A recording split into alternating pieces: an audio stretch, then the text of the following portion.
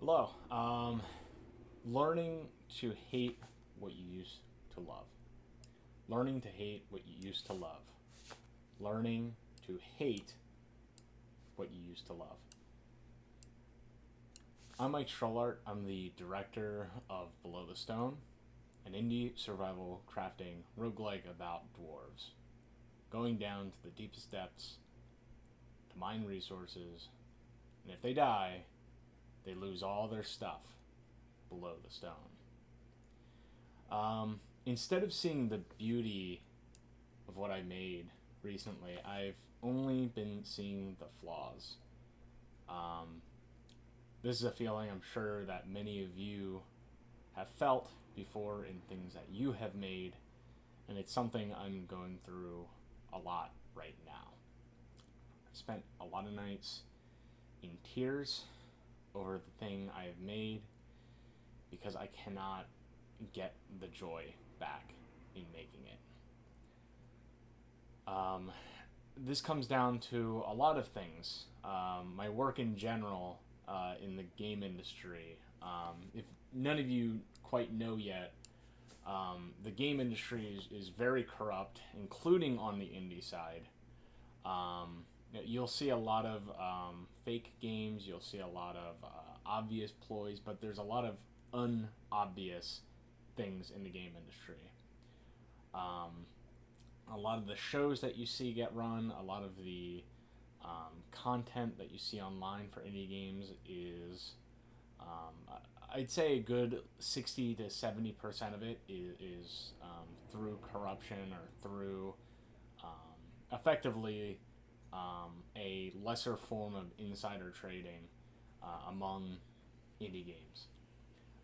A lot of publishers, for instance, are effectively money laundering schemes that offer nothing for the developers that create the games that they have published.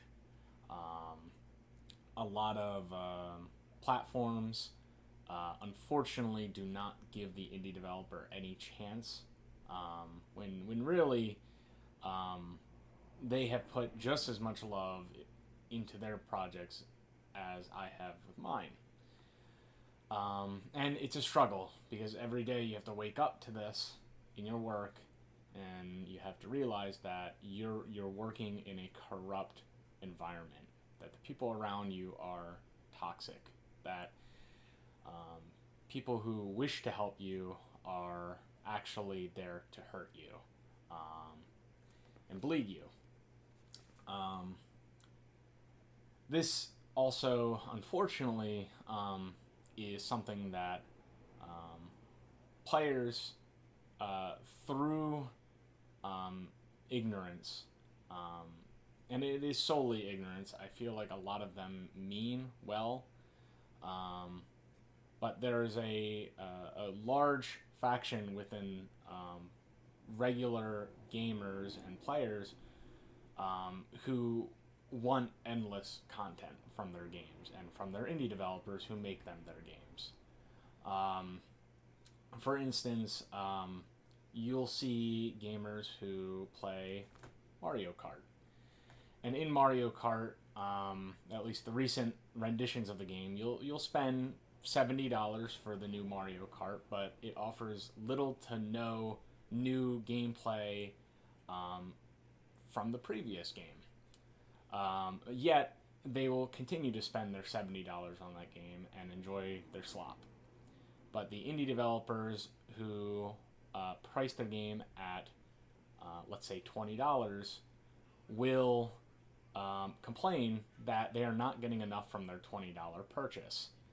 That this indie developer who dare charge roughly the price of a movie ticket for their game that offers them 10 hours of content or more is scamming them.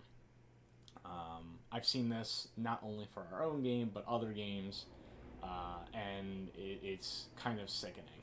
Um, my old philosophy used to be also that the customer is literally telling you what they want with the game, so why wouldn't you go to bat for them?